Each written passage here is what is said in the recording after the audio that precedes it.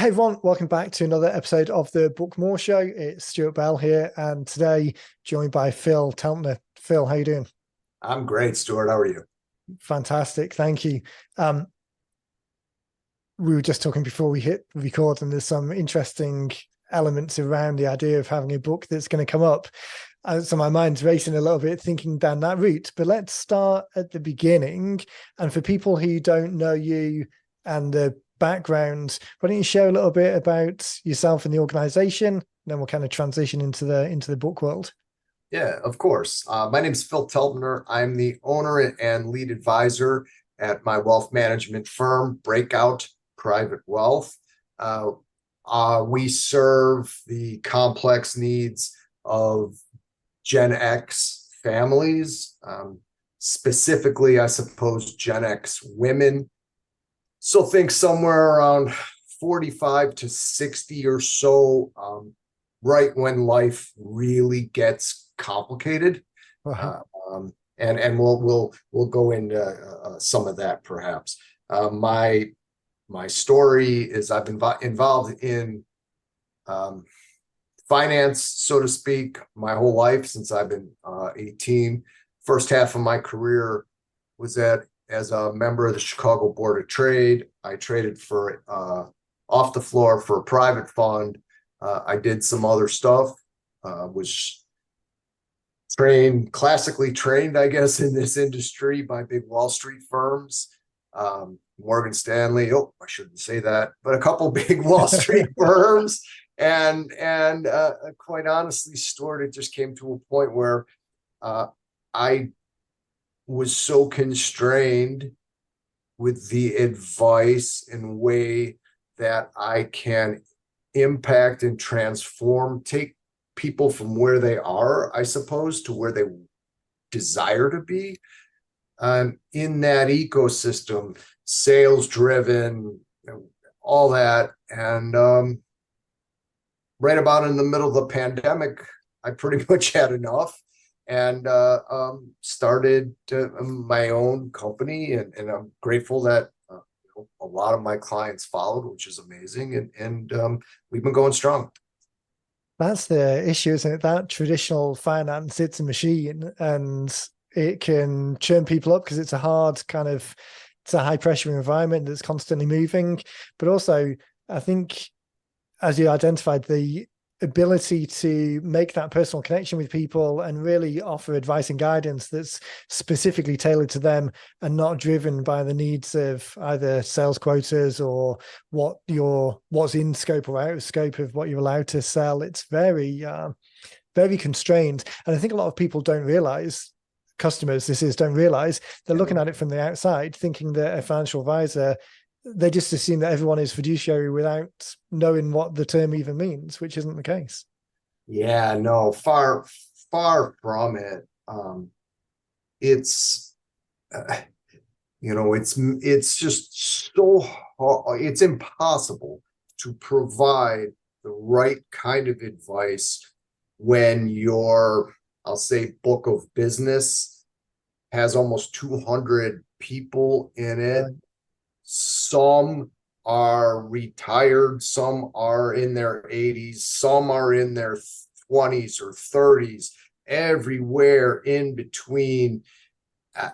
It's very hard for me. I left work every day feeling, I don't know if sad's the right word, but frustrated Right. that I just wasn't able to go deep enough with the clients to, like I said, impact them the way that I wanted to. Yeah, and like, I guess in layman's terms, it's about selling more stuff. and, Right. and selling more stuff has no benefit to the successful outcomes of your clients, really doesn't. Particularly with the experience that you've got. I mean, it's not like you're 1 or 2 years into the career. So having a wealth of experience, but not being able to execute on that, I can see why you took the decision to branch out by yourself. Yeah, I wrestled with it for a long time. And then when COVID hit, I had 180 clients. Most of them I didn't know. Right. But then all of a sudden, everybody wanted to know me. Uh, Right. so while I did my best, it just reinforced the fact that you know that's just not the business that I wanted to create for myself. And nor did I really feel like it was triage. It Right. was like put a band-aid on it and move on. Move to the next one. Yeah. Yes, yeah. Yeah. It wasn't, the ability to have thoughtful conversations, the ability to bring in subject matter. It just wasn't conducive to that. Right. So So bridging out by yourself and kind of tying it in with the book, which, as you mentioned, is maybe we didn't mention the title. The title is like the target group that you're working with. So the Gen X Guide to Financial Independence. mhm. That group of people you were talking about, Gen X families, mainly female, that group as a target audience, as the group that you knew that you could help the best, was that intentional? Kind of, you closed the office door of the corporate world and opened the other one, intentionally looking after those people, or is that just what's transpired in the last couple of years and you found yourself doubling down in that group because perhaps it's something that's resonated, or there's more a better opportunity to help that group of people? Great question. So sometimes I think when you're struggling or thinking about a niche, a lot of times the niche is you. uh,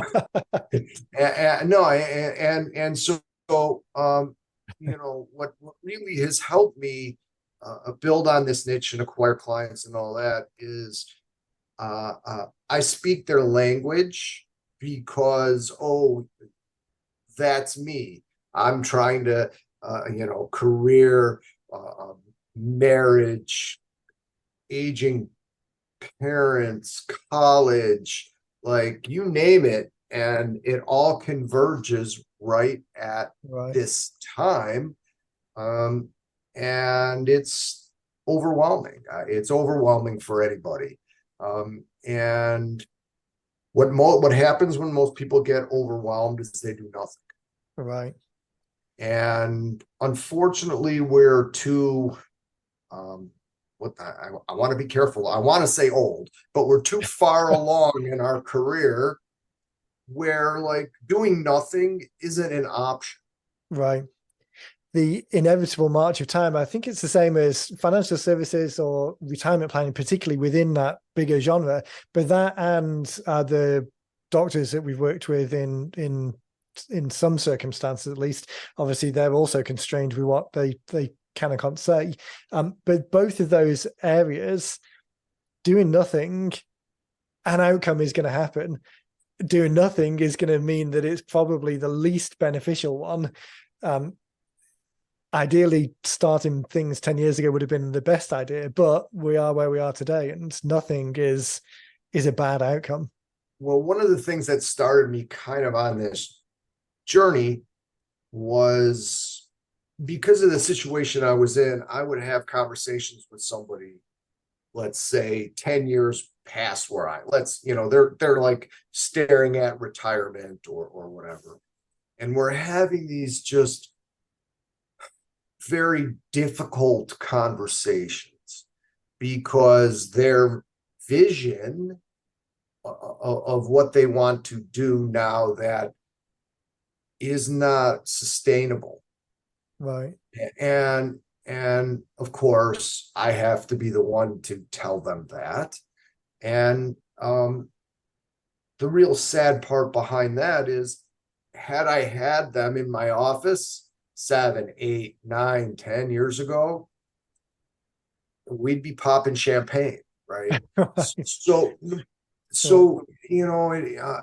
it got me thinking, just like, well, it is such a critical time, and we can really make, like I said, such an impact on the trajectory of somebody's a financial life, maybe even life, just at the time when they feel most overwhelmed and just for whatever reason, inertia or whatever, just don't quite raise their hand and say, I need help. Right. That's an idea. So we often talk in terms of the books about this job of work. What's the job of work that a book is doing? And it's not we're not selling books. Books aren't the product. We're not authors in the sense of fiction authors where our career is around the books. So the job of work is doing something else, and that doing is typically starting a conversation. But it's very interesting to think about from the perspective of having identified a niche, understanding that group of people, understanding what their problems are and what's preventing them from getting the outcome that they want, and then writing something that starts that conversation.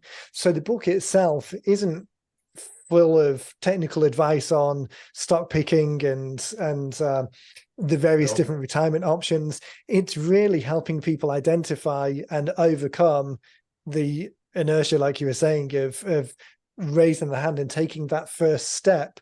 So was that something that came naturally as you were kind of working with the team to put the outline together? Or did you start from the position of, okay, we need to share some technical stuff and people need to do X, Y, and Z, but actually, as it turns out, it's a slightly different conversation? Yeah, no. I had, I think, worked it out prior to us working together, that I needed the book. I wanted the book to be there for people to identify and say, hey, like, this guy gets it. Like, Right. these are my, oh, I'm feeling the same way and I'm not alone. And like, I think he can help me. Let me get some more information, right? Right. And that's the way that I wanted to write the book. Like, nobody's going to read or have any interest in, a 10-step plan to do a backdoor Roth or something. Like, there's people, you can do that, right? You can Amazon, you can do all that. My goal for this was, like I said, to help people understand that, number one, you're not alone. Number two, we work with a lot of these people. These are what we see, and including what we have in our own life, because I take off my advisor hat. I have a family and all these other things too, and that we can help. That's all. And if it's if that's not for you, then even better. Totally cool. Right. That's great too, because it helps people identify who you can help and identify what the next steps are, who you resonate with, why they can resonate with you, identify themselves in the problems and the concerns that are raising, and just start that comfortable journey. It's interesting. I think we always say to people, in terms of kind of like the funnel, the campaign, kind of identify people at the first level and then kind of sift and sort at the second level, rather than trying to filter people out too early. But that comes from the perspective of, it's such a subtle difference. I'm trying to think of the best wording to describe it. That almost comes from a scarcity perspective of people sometimes want to filter out what they perceive as the tire kickers. They don't want to waste time on people who they don't feel they can make the most or get the most value from, as opposed to going out there with something broad that is broadly applicable. But there is an element of self-identifying, if not sifting and sorting is the right word, but identifying. And that, I think, is a good way of thinking about it, much better than I want to write something that excludes the people who I don't want. Instead, write the thing that is broadly valuable to the group that you've identified. But then if people don't resonate, that's fine. It's yeah, a subtle difference, but Yeah, no, I think that makes sense. And um, I'm not selling widgets, so I don't need, we run a very high touch practice. Um, so yeah, it is clearly not for everybody, and that's totally cool. But for the people it is for, right.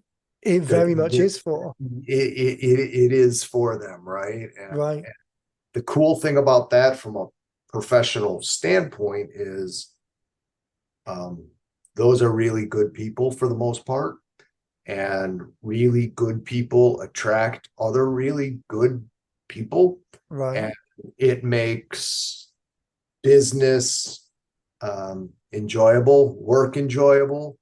right, Uh, it makes me want to it's work forever, and because right. it's very rewarding, far beyond the P&L of my business. It's very rewarding.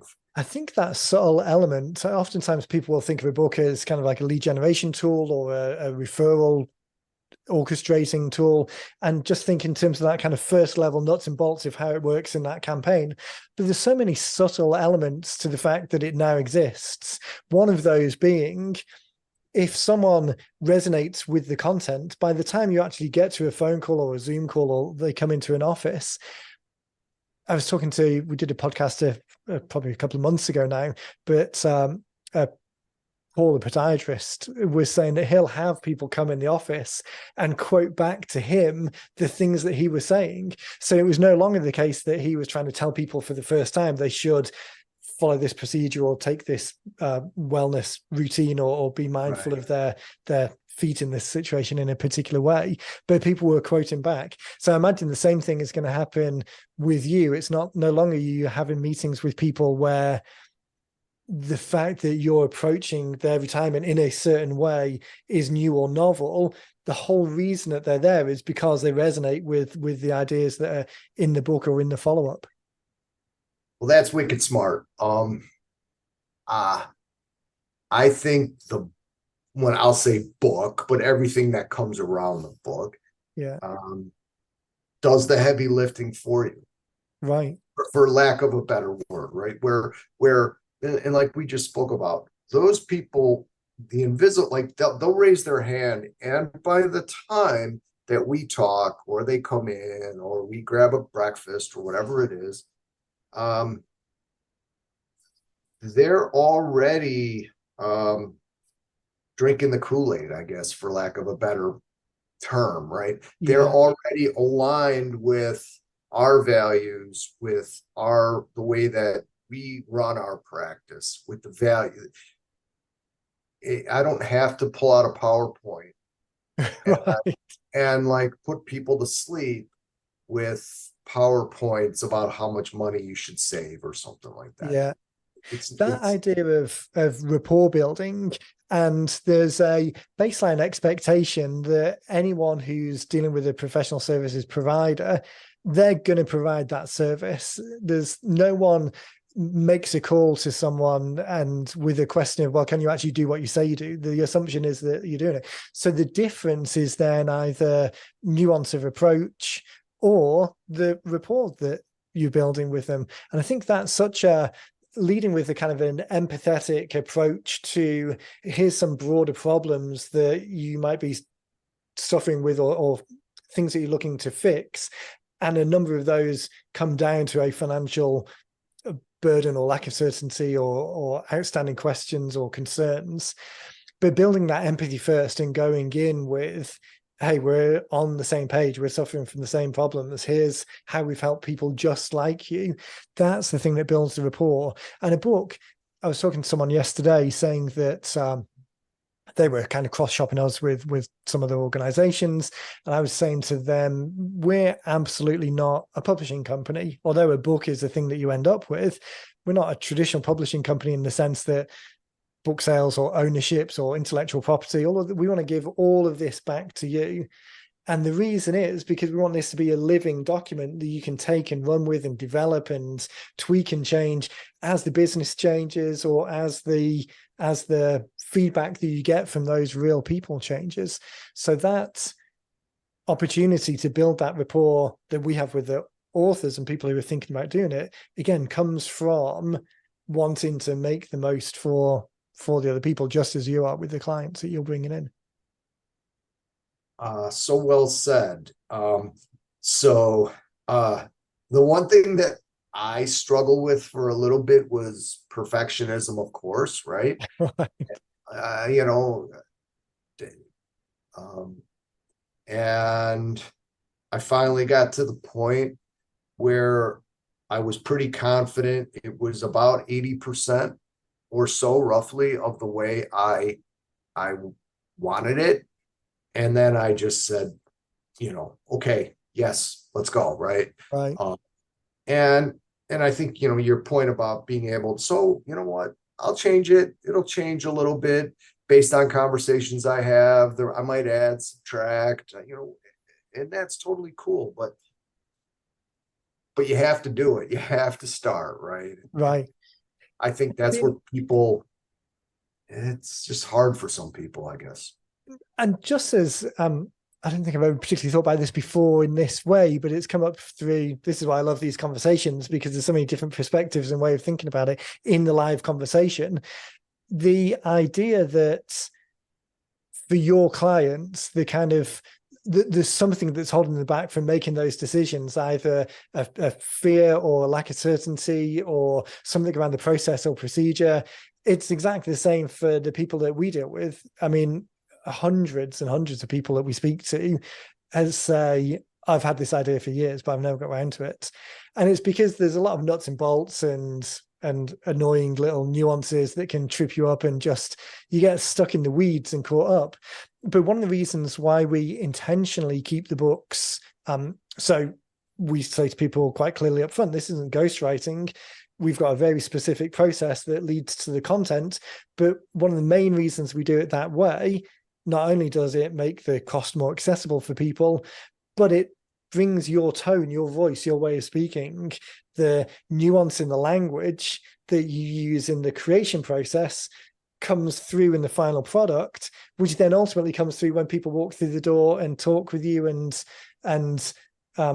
it's that familiarity, that rapport building. It's such a again, a subtle and kind of third or fourth tier difference.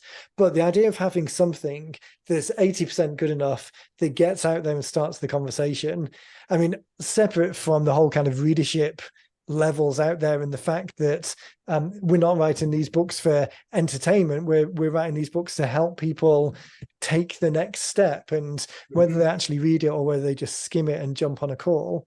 I can see Who Not How over your shoulder there in the background. Talking about perfectionism. So I'm referenced in that book because there's a chapter about Dean, my business partner, and my name's mentioned in there, but I spell my name in the weird British way, Stuart, and in the book it's Steeart, Stewart. So that idea of not letting perfectionism stop you from putting it out there, it's definitely applies. Well, that's why it's up there, because number one, I'm in a back office, but like that mindset is so important, whether you're writing a book or hiring a financial advisor. Is like I only work with smart people. I mean, like, so are they capable of doing it themselves? Probably. Is that the way that they want to spend their most valuable resource, which is time? Right. I mean, if you want to do everything that we do for yourself and not go to your kid's game or play or dance recital, have date night, hang out with the boy, whatever your other life is, we are not going to get along anyway. So, but for most of my clients, like just being able to know that we're taking care of it, and that we're co-creating this plan and ongoing discussions with them. Right. So valuable. And So valuable. building that relationship over time, I think that's the benefit. So you bring in all of the expertise you've got from all of the years of background and distilling that into the thing that is the most beneficial for the particular group of people who you've decided you can help the best. And through the pages of the book, they've identified themselves as having some of those problems, the issues that are in there resonate with them, but to be able to distill all of that expertise into the thing that gets the result for them and then build that rapport over a longer time. I think that's another element of the book opportunity that is maybe not the one that people think about initially. So a lot of times people are thinking about the lead generation and having the book out there, and people will identify and then join the path, and the conversation goes from there. But one of the more subtle opportunities is in referrals and having the book as a thing that existing clients can share with people who they hear talking about retirement issues or concerns or worries that they have. And this whole idea of the book as gift giving, and you're enabling your clients to be the hero to their friends by giving something of value, just creating something that has that downstream benefit. I think that's another more subtle element, or as I say, a second or third order element that's often overlooked. Yeah, no, it's really it's so interesting, and I've spent some time on the marketing side of this. So, having that tangible, it's so important, probably in any business, I would guess, for sure in a service business, where like you're buying an outcome, but that outcome isn't in 2024, most likely. Right. Let's just say you're buying peace of mind. Okay. Right. Peace of mind is an overtime thing, right? And your comment on rapport couldn't be more spot on. And people forget in my business, I mean, clients die. Right. You're the, maybe not the first phone call, but we're up there. Yeah. Things happen, and divorce, so all these life things that happen. We're on the front lines of all of those things. So having that conversation, being able to have rapport, feeling comfortable with your advisor, knowing that you'll get a prompt return phone call. All these things are talk about like next level to the business, way more valuable than your asset allocation or something like that. That's table stakes at this point. That's the point, isn't it? It's table stakes, because especially as we're moving into a interesting time in history where the opportunity that AI provides to do a whole load of base level things across the board, a lot of them may be better than people could do. But the thing that is, it's the relationship side of things and the actual understanding, not the knowledge, but the way that knowledge is implemented. For many, many, many service businesses, that is going to be a key differentiator over the next 3, 4, 5 years as things kind of stabilize to whatever new reality turns out to be. And I think the opportunity to create something in a book, where a book has a different, there's a psychological, humans attribute a psychological value to a book as opposed to a document on a screen. But to be able to create something like that in a way that shares your opinion and your values, and for those people who it resonates with, that's the connection. there's such a big separator between the people who I think understand that and those who are maybe looking at AI as a shortcut to not do the work. That's not going to be successful for them. There's going to be a whole load of baseline stuff that's just now out there. Like I always remember there's a chart out there that shows the available hours of YouTube content since 2003, 4, whenever it started. And it just goes up into the trillions of hours of content. But if you were to have some kind of qualitative measure on that, not just a quantitative measure, that's going to be the same for content for everyone going forward. So those business owners who do nothing are just going to get left further behind, because the next group up, the people who do the minimum possible automatically generated stuff, which is still better than the current level, but it's still not quite as good as doing individual stuff. So do nothing, you get left behind. Do the bare minimum of just automated stuff. Okay, you maybe keep up. Right. But if you've got the opportunity to create something that really is making a personal connection with people, and then use AI to kind of augment it and distribute it in a more effective way, or create variations on the theme in a more effective way because it's scalable. But this idea of authoring your ideas in your way of presenting it, passing that to actual other real human beings, that I think is going to be the separator over the next period. Yeah, I would agree 100%. There are certain things in life you need to be able to look somebody in the eye and have a conversation, and understand somebody, and AI, like you said, for some things, I think in a lot of ways, the more people are going to rely on that, the more they're going to crave eye-to-eye personal connection. The further away we get away from personal connections, the more I think people feel disjointed, not connected. I mean, like pick on Facebook, right? I mean, it's trying to connect people, but do you really feel connected? Right. Or when you go for a beer with somebody, do you feel connected, right? Yeah. Or you meet for coffee. Commenting on somebody's adorable kids is great, but it's not a substitute for, hey, let's go grab a cocktail or something like that. And we're humans. I mean, we need personal interaction, right? We need that. So. And as you say, not every industry is going to be the third or fourth in the list for that phone call when something traumatic does happen.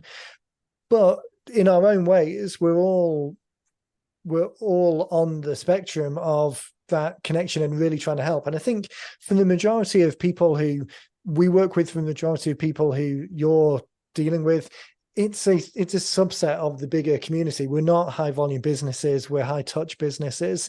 And to be able to have the book there as the start of that conversation to show that, to demonstrate that it's something that you care about and you're passionate about, it's a separator for that subset of people who have the opportunity to enter your world, your sphere of influence.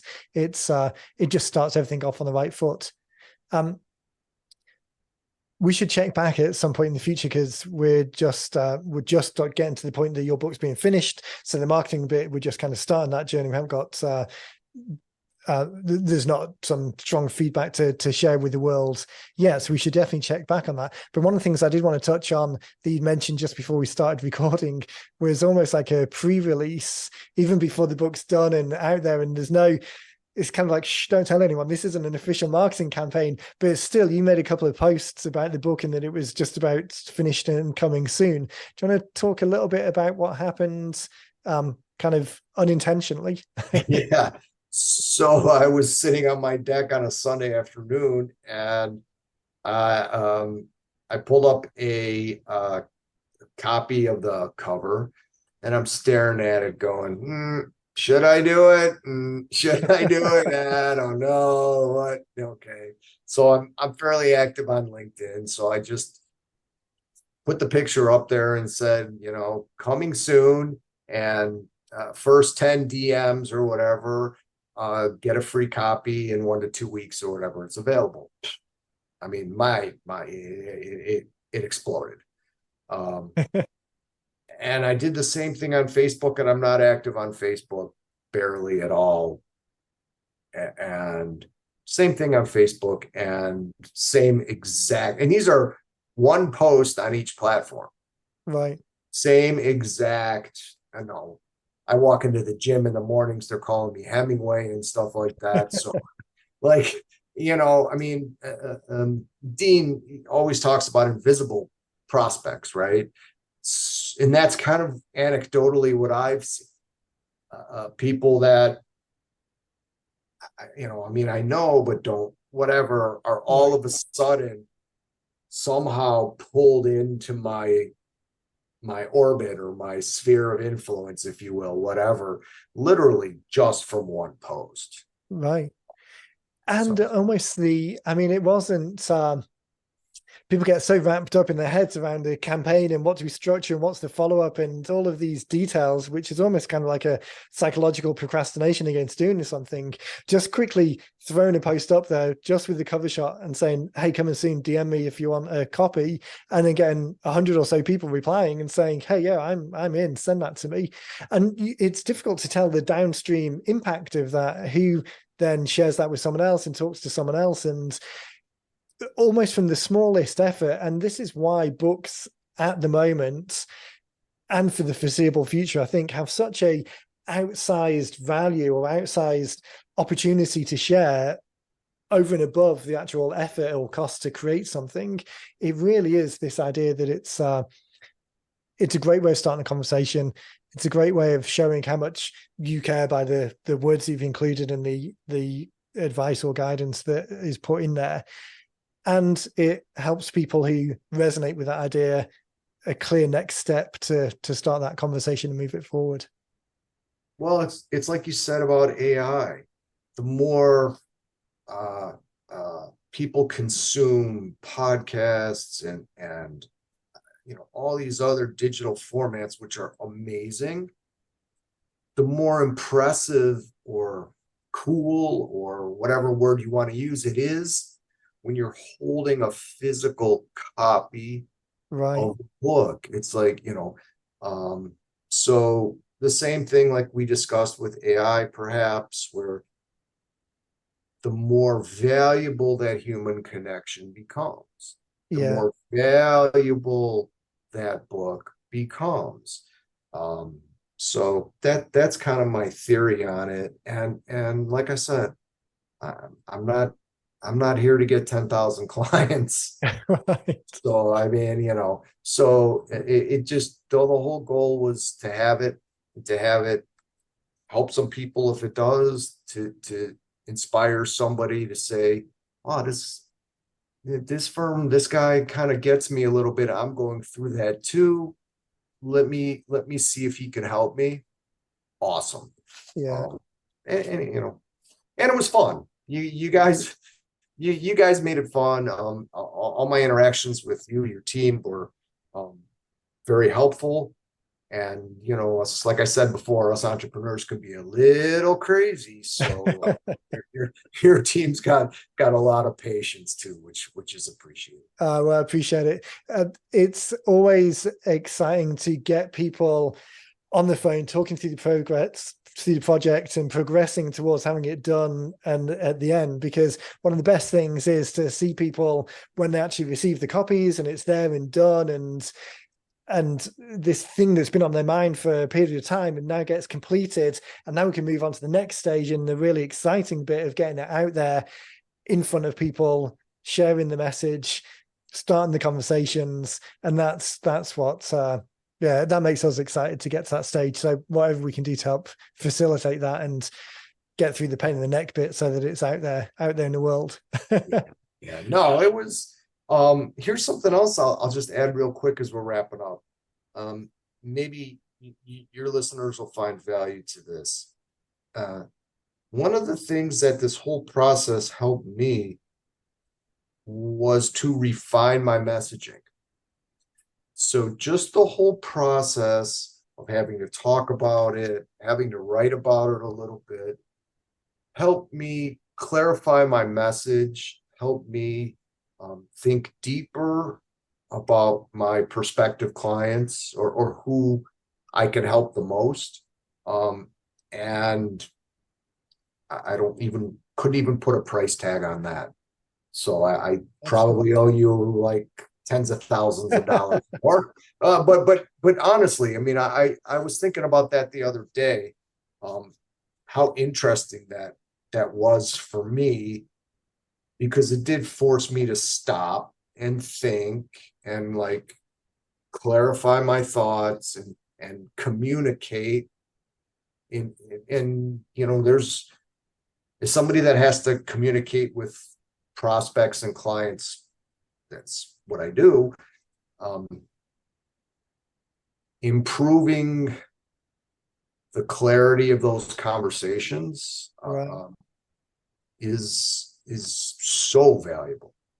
Actually, that's a great point. It's necessity is the mother of invention. So you're forced to sit down and go through that exercise for the purpose of creating the book. And now you've got 50, 60, 70 pages, 8, 9 chapters of those subheadings, the bullets, the important things that people talk about, where that clarity of thinking is just more front of mind because you had to go through the process in order to get it down on the page. It's a great added bonus that, again, in and of itself will have legs and benefits outside of just the individual project, because as you're talking more broadly about it and making those connections and spreading the message in different ways, it just all ties back to this tentpole asset that you've now got of the book that makes the language and the consistency of the framework and the methodology and the approach. It just really ties it together in a nice bow that's got a good looking cover on it. Yeah, it's great. Yeah, no. Where can people find out more about the practice and you? I want to make sure that people, as they're listening, can kind of check out what you're doing over time. Oh, that's very kind. So Breakout Private Wealth is the name of our company. So you can hit the website, breakoutprivatewealth.com. I'm active on LinkedIn. So Phil Telpner, Breakout Private Wealth, TELPNER. Through the website, you can jump in and we keep 15-minute time slots or so open for anybody to jump in through the website, and we'll just chat a little bit. Fantastic. Most of the time, I can help answer a few questions or guide people in the right direction. That's cool. And if it makes sense to have another conversation, that's cool too. And the book coming out soon. Check social and all that good stuff for the book. But we're putting together not just the book, but a whole Gen X financial independent toolkit that's going to come with the book too. So it's going to be some cool stuff. I'm psyched. I'll send you one. It'll be fun. Yeah, that'd be fantastic. I'll make sure that I put, I'm definitely in the sweet spot of Gen X. See, right? Yeah. That drumbeat of the marching time, I can hear it in the background as well. Right.